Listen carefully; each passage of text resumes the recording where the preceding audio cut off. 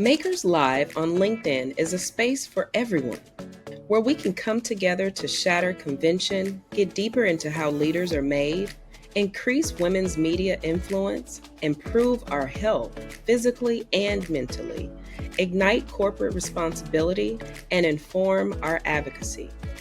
We're here to make a statement, all in service of an equitable future in the workplace and beyond. Tune in from wherever you are. It's time for Makers Live on LinkedIn.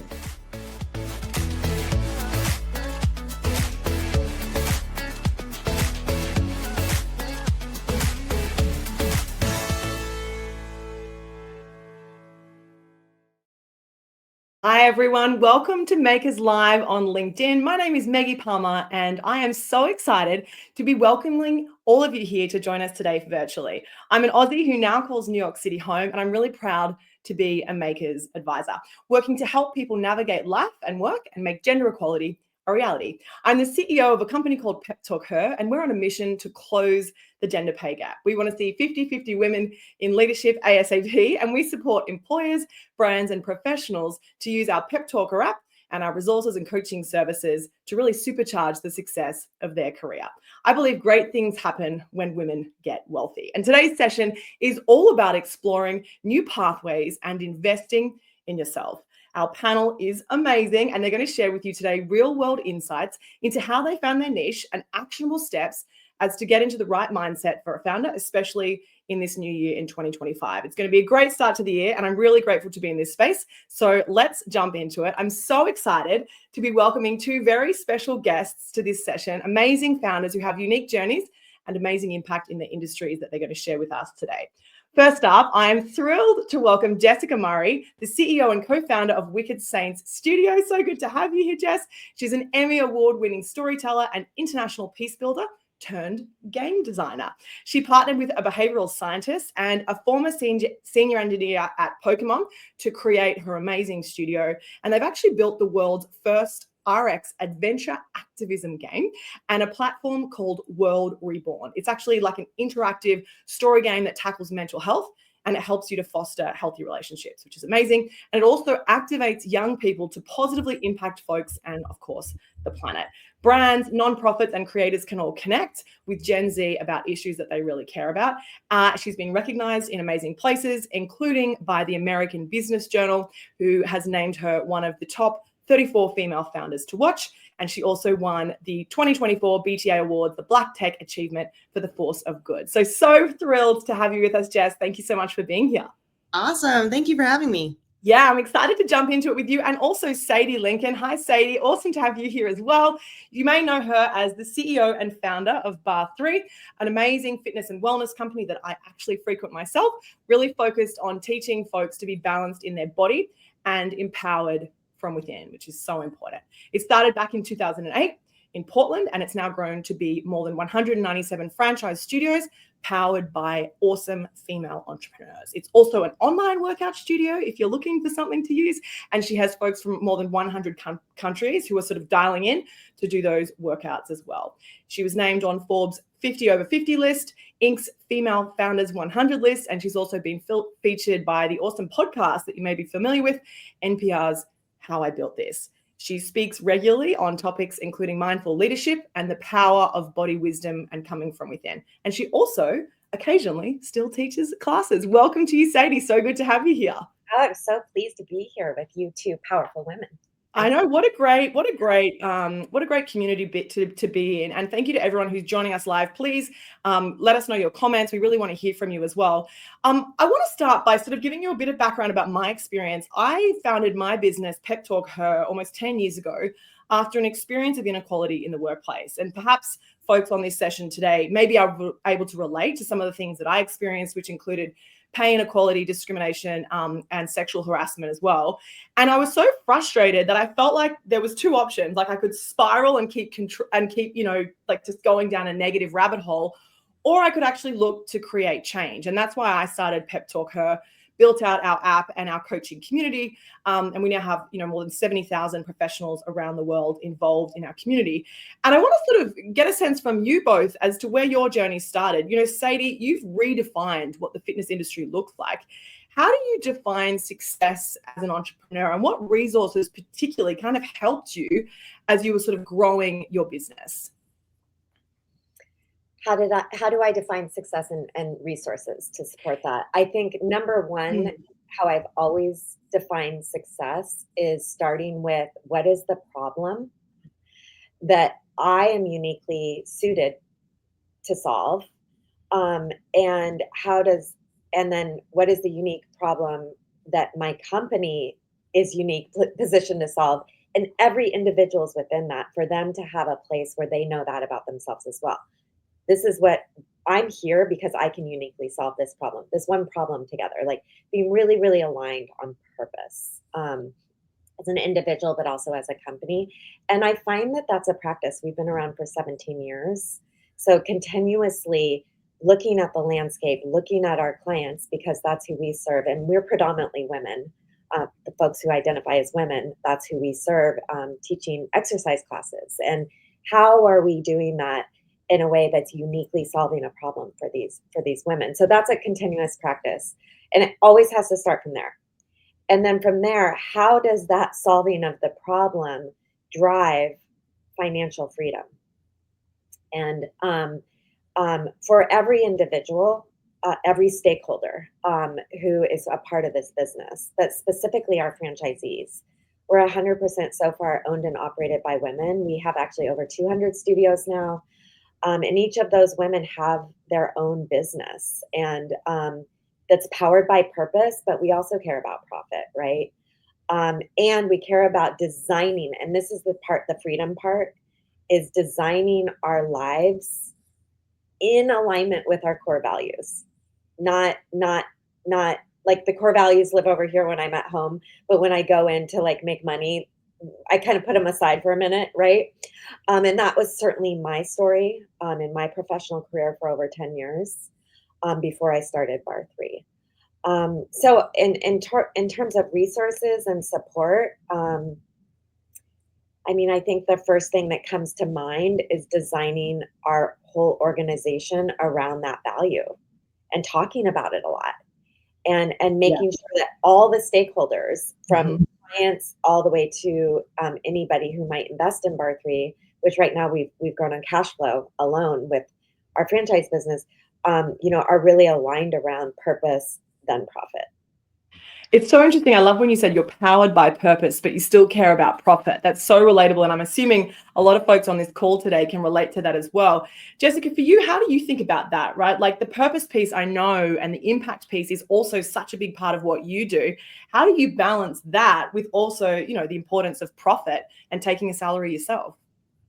Yeah, it's really interesting because I started in the nonprofit world. So, and how we have and the goal has always been to empower an entire generation around what we call common ground activism. Like, how do you attack the problem, not the person? I fell in love with peace building work and did it all over the world, worked with young movement leaders and activists all over the world. And I was like, how do we scale this? And that has always, the goal has not changed for 12 years. But literally career path, sector, from nonprofit, everything has been in order to get to that goal. Like how do we scale this idea? How do we scale this approach that we see working in war-torn countries? And how do we bring it to the US, who's deeply polarized, and young people dealing with mental health issues that could use these tools to better their life and relationships?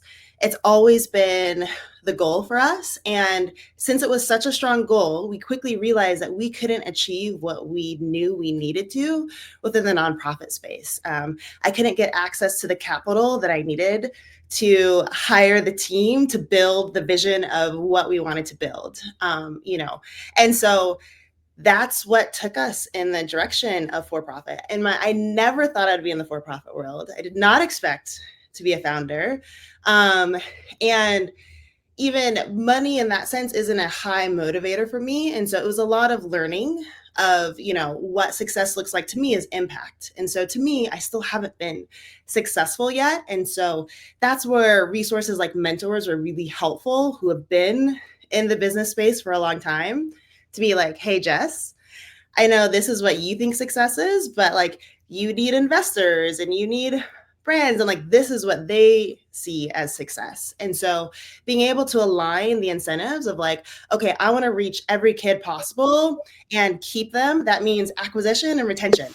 So like and being able to bring those two things together were really huge. And so in that way, little steps that to me didn't feel like I've reached my goal, but are important in the business sense. So for example, like we raised over $5 million and venture funds, which is very little when you think about it across the space. But I think it puts me in like top 15 Black women in history for the amount of money it raised.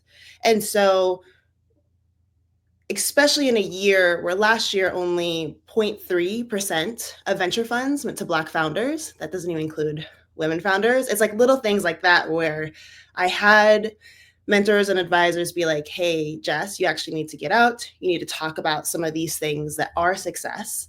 And it will lead to your overall goal of making impact and having people invest in you and all of that kind of stuff. So I think there's how you define success, but you also need to think of your stakeholders and what they define as success and make sure that you're keeping track of those things as you move forward as well. Yeah, it's a really good point. And I'm interested to know from both of you, Sadie, maybe we'll go to you and then come back to you, Jess, as well. Did you have folks who along that journey helped you kind of find the balance between purpose and profit? Because I remember a coach said to me, I don't know, maybe 5 or 6 years ago, she's like, you have to start taking a salary energetically, because otherwise, if you don't, you're going to start to resent your business. And I think when we think about, being a founder and thinking about finance, valuing yourself and paying yourself is actually really important. So I wonder, Sadie, and then Jess, I want to come back to you. Sadie, was there anyone that kind of really helped you think through the mental gymnastics of being able and being worthy of taking money from your business? Because it's that fine line, isn't it, of reinvesting in the business and growth and also valuing yourself. Yes. All along the way. And it was people who, when I really think about it, it's people that invited me to see myself with financial wealth. I grew up a hippie kid on food stamps, and my mom says I chose to be poor. Like they dropped out. Like it's this romantic version of like, we're going to just do pure purpose.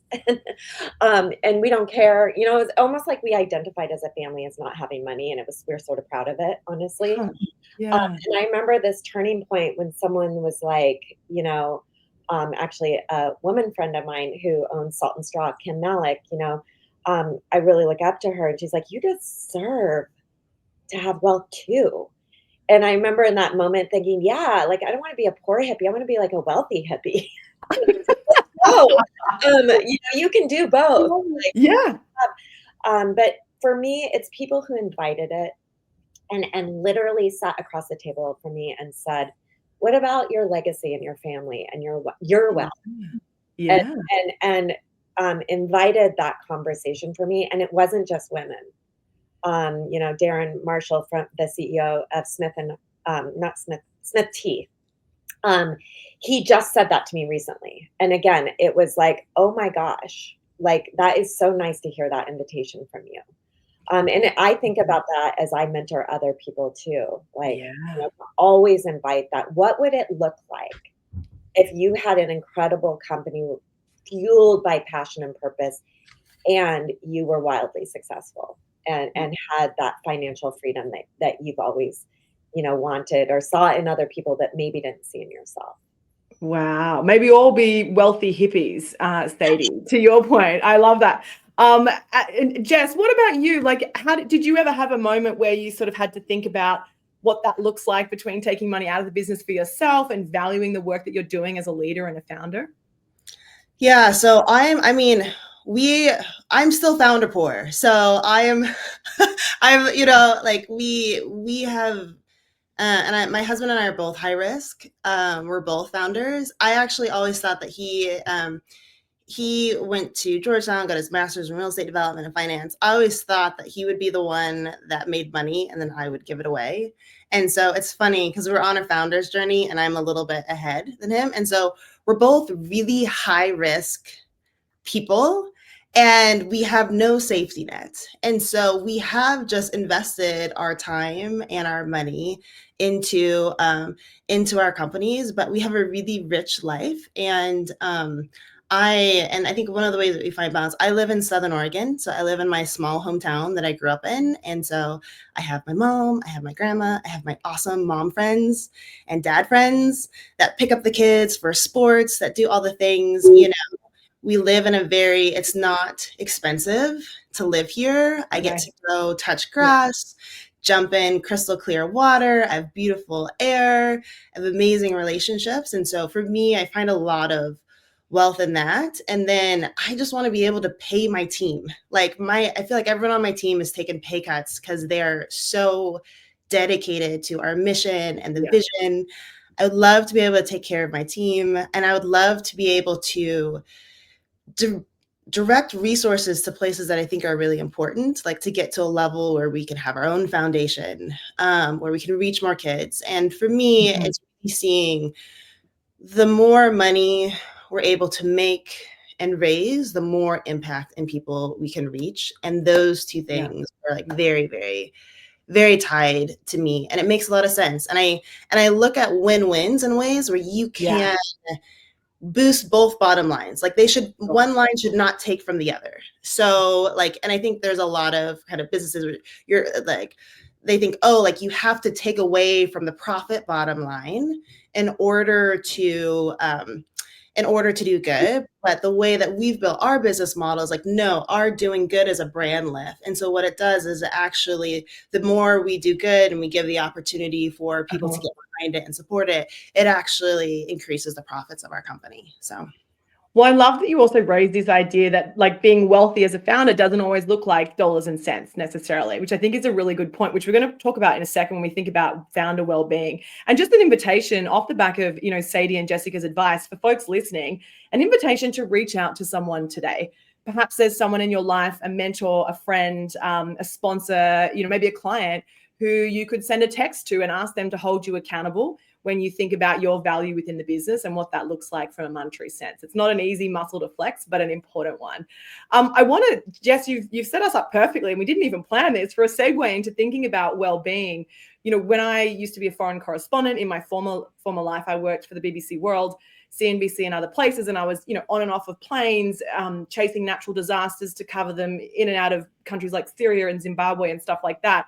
And so self-care was very much like grabbing it when you could, eating if you were lucky between shoots and interviews. And as a founder, I really realized that in order to have longevity as a founder, I had to think about well-being and put that first. So one of the things that I did very early on was commit to a 4-day work week, which has been huge in a good way for me and my team. But I'm interested from you both. And Jess, we might go to you because you just sort of flagged some of these things from a well-being perspective. How do you balance the ambition that you have to do well and to have a huge impact on folks, and also that well-being piece? You mentioned living where you live is really helpful for you, being able to touch the grass and be in nature. But how has that evolved for you, and any advice that you would have for other people who are trying to figure out that self-care piece as a founder? Yeah, absolutely. I think part of it really comes down to like understanding yourself and things that you need, and being curious constantly about how you're doing. And if you're not doing well, like where that's coming from. It's nice. I was a Division I athlete. I played volleyball. So you always have that balance of like pushing yourself and also trying to stay healthy, because your body is your job.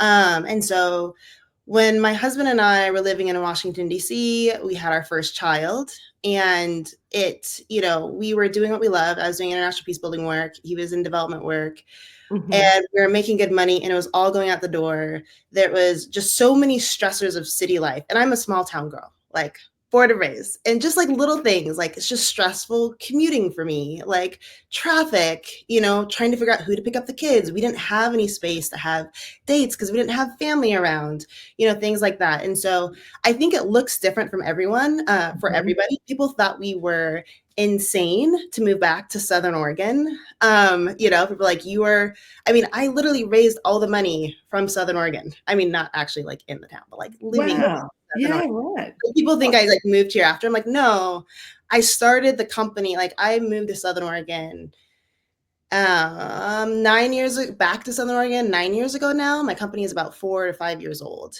So everyone thought we were insane and that we weren't, but we knew what we needed. I could not do this work because we didn't have a safety net. And so we needed to be in a place where it didn't have a high cost of living. I don't have to deal with a lot of like the daily city stress. My kids live a 90s kids childhood lifestyle. Like they're out playing. The dream. They play with the neighbor kids till it's dark every day. Anytime I'm traveling or need help, my mom picks up the kids. My uncle's partner does cookie party decorating things for them. My grandma shows them how to cook.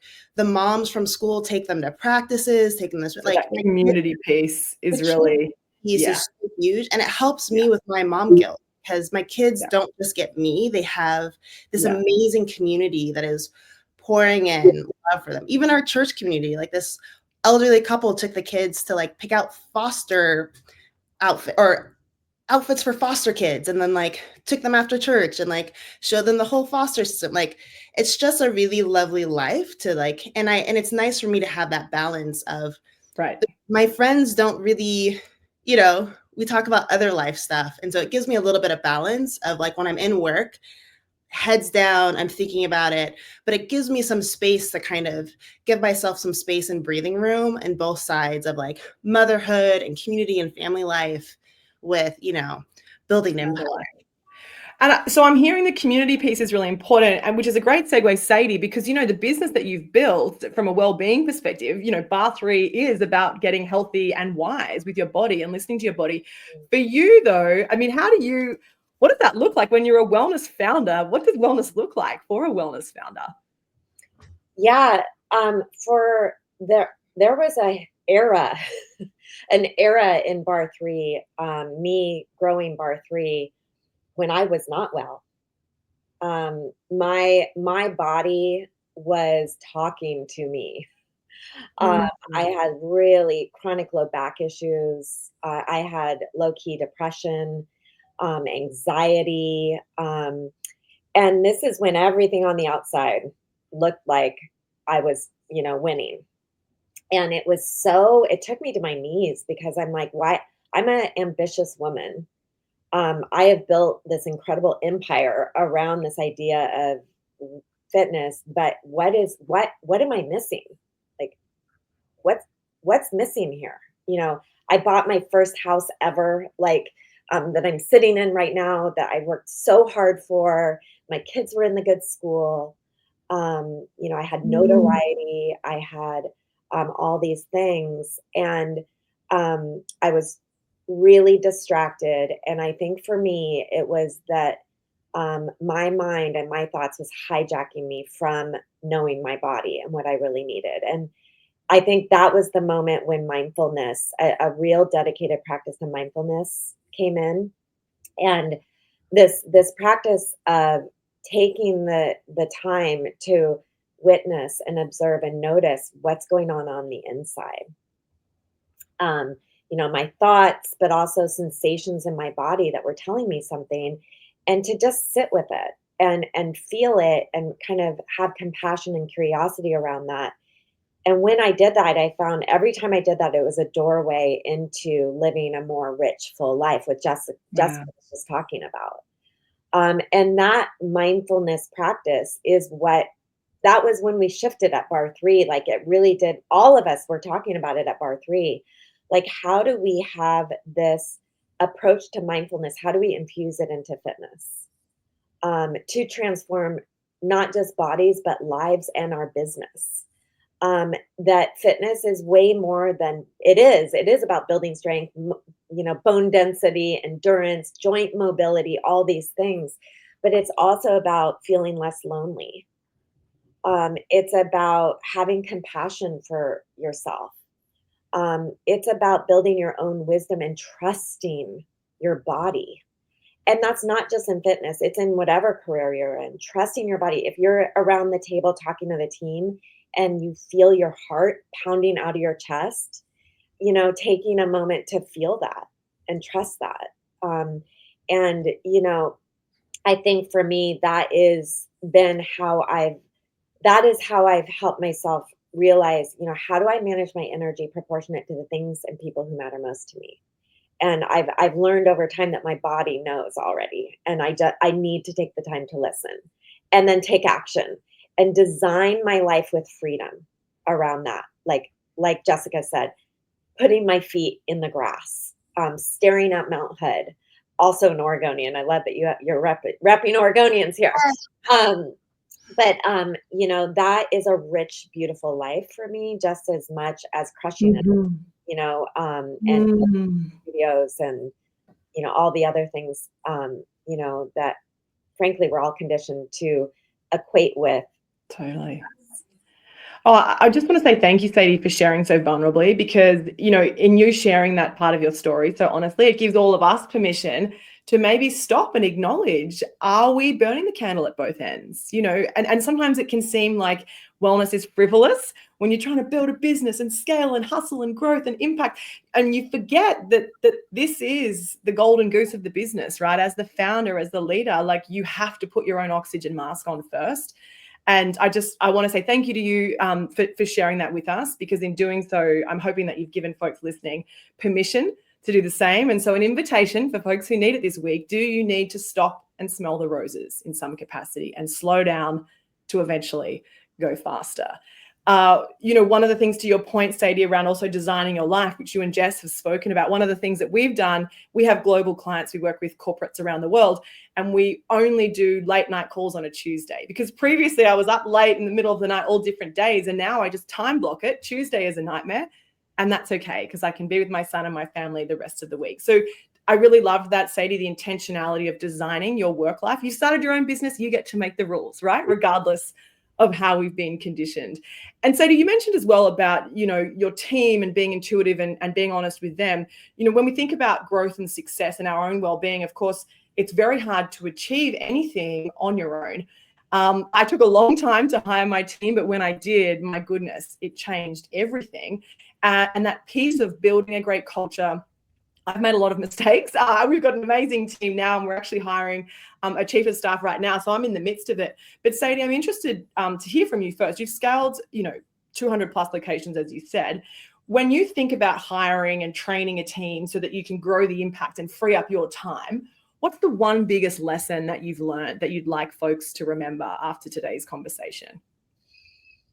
I've made a lot of mistakes too. And everybody on this, LinkedIn channel, you have to. And you're not alone in that. I just want to say that you are not alone in it. I remember when I was making my biggest mistakes and we were having a cultural, just nightmare at Bar 3, I took it all on myself. And I'm like, oh my gosh, everybody else has these amazing cultures. Everybody else is winning on this front. What is wrong with me? Right.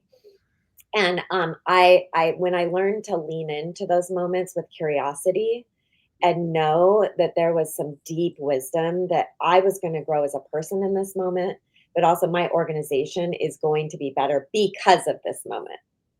It's actually a moment to get stronger as an organization. When you don't have that team that's sinking, when you have a lot of conflict, you learn so much. Those are the greatest teaching moments. And I think, and it ties back to well-being, but one of the things I learned during that was that I was taking on roles that were not aligned with who I am.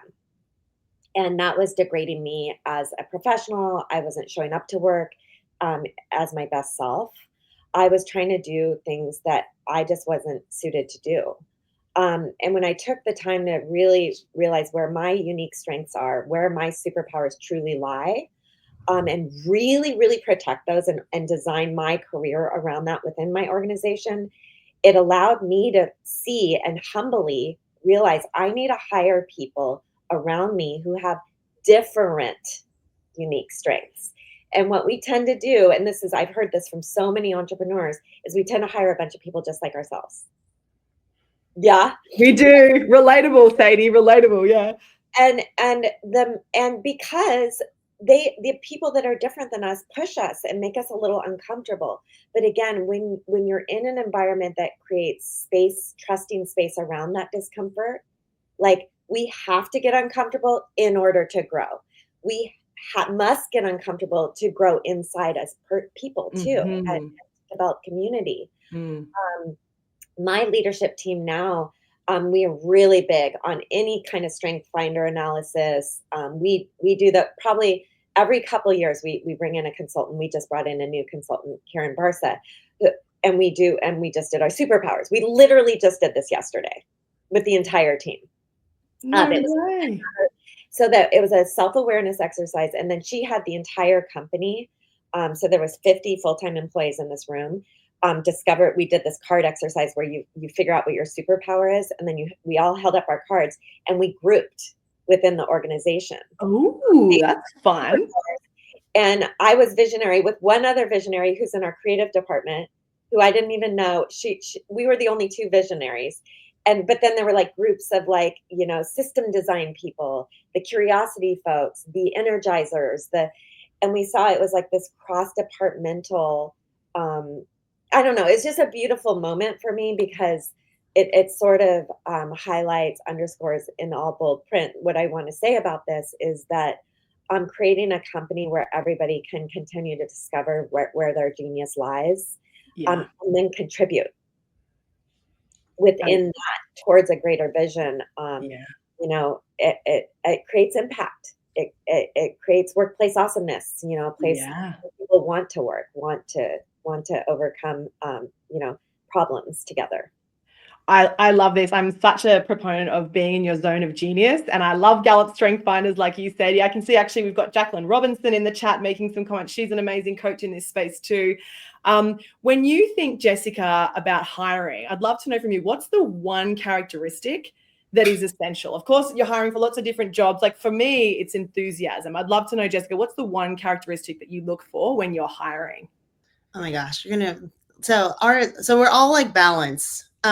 So we're all balanced a little bit here. Because I was thinking about what Sadie was saying and about difference, and it's fundamental to our DNA that this idea that conflict is an opportunity for improvement. And so it is very humbling when when things aren't gelling on your team. And like my co-founder and I are peace builders. We're like, oh my gosh, like we're conflict resolution experts. Like, why aren't things gelling? And so did a lot of growth and learning this last year with a lot of pretty hardcore failing and humble pie. But what we found, so there's kind of, so I'm going to talk about it in like two different ways. So one is like, we actually discovered, so what we did is my co-founder and I are complete opposites, opposite strengths, yin and yang. Like if you give me line paper, I won't even write in the lines. She lives in spreadsheets. Like we are as opposite as possible. And everything we do together is better than what we would have done on our own.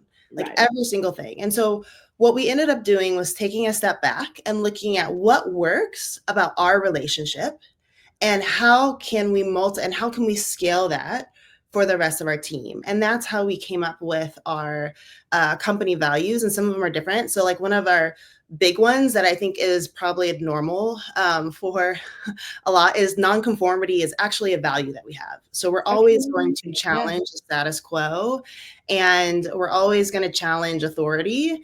And just because someone says it doesn't mean we're going to do it. We need to understand the why. Like, okay, but like, why is that? And that mixed with low ego, which we have like under our curiosity pillar, is those two things are really important for us.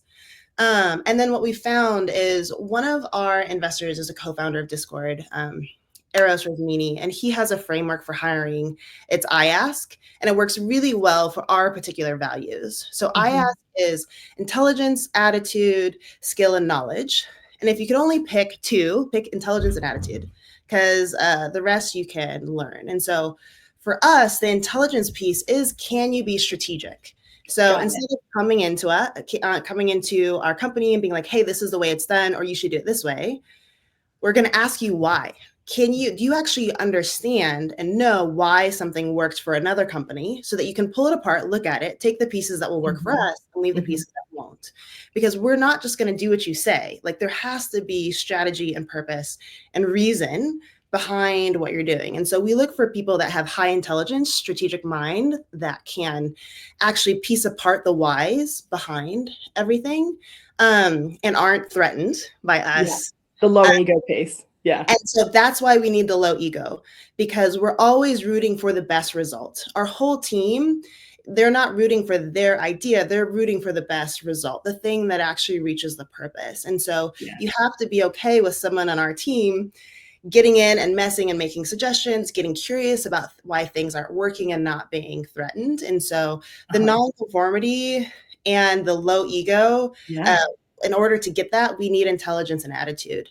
I love it. In order to like really fit, because we're doing something that's never been done before. And so, Yeah. and now we have that team, and it's just like, it's so much fun. When you get the right people around you, anything's possible, isn't it? I love that. The no ego piece is very relatable. And it's an interesting thing to listen to both Sadie and Jessica today, to hear what's important to them and to think about, are you clear on what's important to you and your team? Even if you're not doing the hiring, are you clear on that overall core value, that an alignment that you're looking for when you're adding people to your team to help you achieve those goals? Thank you for everyone making amazing comments and suggestions. Please keep them coming. And in fact, a question to the audience now. We would love to hear from you in the chat. What is the best advice you've received about money and business? And I'm going to throw that to our panel now as well. Sadie, we'll jump to you first. The best piece of advice that you received when it came to money for you as a founder? What's the one thing that you just keep front of mind and you tell to any other folks who are starting a business or, growing their company? Cash is queen. Oh yeah, that's great one. I've grown my company. We've grown our company for 17 years on cash flow. It's pretty unusual at my size. We have over 200 locations. We have a digital subscriber base in over 100 countries. I don't have a financial investment that I report to. I report to purpose and passion, and I must fuel cash to continue to grow and crush our goals together, to make true impact. Like Jessica just said, I believe in conscious capitalism. I believe in growing business for goodness in the world, and cash is queen. Oh my gosh. Need to put that on like a mug or a t-shirt. Cash is queen. Cash flow is queen. Yes. Okay, Jessica, quick one from you as well. And then we've got one more question before we wrap up today. What's your one hot tip, Jessica? My tip is like, don't fall in love with your product. Fall in love with people and your problem. Your product is going to change. My product started off as a campaign 10 years ago. And then it was a gamified app. And then we went into AR. Don't fall in love with your product. It will change. Someone told me the first time that your first thing isn't going to work. And I'm like, you just haven't met me. My first 10 things didn't work. But the people that you bring on, those are the ones that are going to help you help you reach your mission, help you reach your purpose, and also falling in love with the problem. How do we get this? How do we solve this? Those are the things. So I think it's so easy as a founder to fall in love with your idea, fall in love with your product. And if you are in love with your people and your problem, it's going to give you so much more life, and because those things fail. Yeah, focus on the core mission, and the money will become the queen of cash flow that we're looking for. I love it. Super interesting. We are almost at time, but we've got one more question left. One of the things that I'm also really passionate about, as I mentioned earlier, is getting women wealthy. One of the things that I personally do a decent amount of is angel investing. And when I'm thinking about what investments and what companies and what founders to invest in, I like to understand the why behind the founder, behind the business, and behind the mission. And obviously every choice that you make as an angel investor or as a founder or indeed as an employee isn't without risk or challenge. So what I want to understand from you both, just briefly, is what is the one thing that you use to guide the decisions that you make when you're trying to balance the risk and reward, the fear and the excitement of a new decision in the business, a new investment? What's the North Star that you use to help guide you during that process? Sadie, I might come to you and then we'll go to Jess. I'm going to quickly share a quadrant that our CFO uses and we all use. This is so helpful, and Jessica's touched on this a couple times.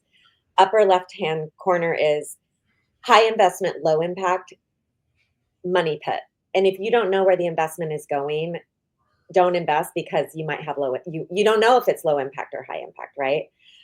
Low investment, low impact, that's growing your company iteratively, and that's an okay investment because it's probably low impact. Upper right corner, high investment, high impact, It has to happen. And those are those big moves, big risky moves you're making, but you've done a lot of research on it and you know you're going to get the impact to really crush it. And then bottom low is, I think, the best, right? Is low investment, high impact. um, and just knowing with each investment where you fit and being honest with yourself about it, where you fit in that is really important. And I'm going to repeat a quote from Jessica: fall in love with the problem. If you fall in love with the problem, you're obsessed with the problem, you'll know where you fall within that, and chances are your investment is going to have impact. Oh my gosh, I love this quadrant as a decision-making matrix. That's super helpful, Sadie. Thank you. Jessica, what's your North Star when you're making decisions about risky things within the business? Yeah, absolutely. So one of our company values is greatness, and basically how we define that is audacity with evidence. So, which is basically me, Audacity, and my co-founder, Alicia, Evidence, because she's a behavioral science researcher. And so we do tend to be audacious, and we encourage our team to take the big swing, take the big risk. We'll learn from it. Even if it doesn't work, we're going to learn something really valuable. Like, don't hold yourself back. Don't talk yourself out of it. As long as you're being strategic, as long as there's a goal in mind and you have a good theory about like how you can get to that goal, freaking take a swing at it. My whole career path, people have always like, that's not going to work. And something that it used to look like gut to me, where I'm like, I think it's going to work. Like, I think this could, I think that didn't work. And people would bring, and the evidence they would bring, like, well, look at these people, they did it and it didn't work for them. I'm like, yeah, but they don't have these few ingredients that we have over here. And so, and for a while it looked like gut, especially because I'm an athlete. I'm like, but my co-founder, we respect each other so much. And she was actually the one because she's super logical. And she would be the one that would be able to walk me back through the whys, like the 5 whys. Okay, why do you think? Why? Okay, well, why would that? Why? And it was so helpful to have a partner like that can show that, actually, there is a reason why Jessica has this belief or is advocating for this thing. There's actually strategic reasons behind it. And so now I'm getting better as a leader to make sure that I'm curious when I have strong gut feeling about doing something really audacious. Not everyone, but people tell me it won't work. I'm able to be curious, why do I feel so strongly about this? Yeah. And I can work my way through because I'm holding the problem deeply. And I'm thinking on all those problems, on our mission, all those things, and I'm able to go back. And so being able to trust yourself, to be audacious, even if people are doubting, because you're going to have advisors come and tell you 10 million different things, advise you against things, whatever. At the end of the day, you got to make a call with what you think is best for your company. And so learning to listen to your gut and understand where it's coming from, that it's not just gut. It's actually, you are the one that's holding this problem. You are the founder. And so you've been marinating on this for a long time, and there's something underneath there. And then being okay with when it doesn't work, looking at what didn't work and what does work, and take a big swing again. Even though you might fall. I've taken some big swings. I've taken some big old falls with those swings, but it's paying off. Backing yourself. It's such a great message, Jessica. Something that I know that all of us need to hear over and over and over again. What a conversation. We could continue for hours. For me, when I think about what we've spoken about, I think about being powered by purpose and profit, proactively defining what you want your work life to look like. And also, to Jessica's point, having the audacity to dream big and to go after what it is that you're looking for in business. We wish you all listening today to have a very wealthy career going forward, both in finances and also mindset, as we've talked about today. Before we go, quick round robin. Sadie, how can folks get involved in a Bar 3 class, and how can they keep in touch with you and all your amazing wisdom? Well, we have studios all over the US, Canada, and we're announcing some international expansion too soon. Fun. In the Philippines, we're already there. Bar3.com, BARRE3.com. And today you can do a workout online. We have hundreds and hundreds of powerful workouts, all fueled with our mindful approach. Amazing. And if you haven't already been to a Bar3 class, I can attest that you will be sore afterwards in a good way in body, but your mind will be very aligned. So highly recommend. Highly recommend. The change. Yeah. And Jessica, if you're ready to get involved, put on a headset and get involved in gaming and your impact, quick one, how can we find you and keep in touch? Yeah, so we are doing our North American teaser launch in March. So the game is called World Reborn. It's the first game of its kind, interactive story game with real world quests that you actually go out and do. And depending on the choices you make and the actions you do in the real world, we'll sort you on where your inner strengths lie, all backed by positive psychology. We're super excited about it. We have some huge brands that I can't announce yet that are backing some missions that are going to be incredible. So go to worldreborn.com, follow us on socials for the update, and sign up to get the game. It's on your phone, so anyone can play. I love it. Some big announcements to come on both of your parts. Thank you so much for sharing your wisdom with us today. What an incredible conversation. And if you didn't know already, you are now part of the Makers community, and we are delighted to have you here. And of course, everyone watching live and on the replay as well, welcome. As for me, you can find all things PepTalkHer on our website, PepTalkHer.com. We run a career challenge twice a year, PepTalkHer.com/challenge. And of course, social media, you'll find us there. All of our panelists are on LinkedIn, so don't be a stranger. Say hi so that we can cheer you on and learn more about your business and financial journey as well. Thank you to everyone for joining us on the Makers Live on LinkedIn today. We're delighted to continue to build this community across LinkedIn and the other platforms. Please follow @MakersWomen on social media. There's some amazing content on there, and you'll find great community there as well. Jump onto the community newsletter because we have in-person events too, and we would love to see you at the next one. Don't be a stranger. Stay in touch. Another thank you to our panelists, and we'll see you next time. Thanks, everyone.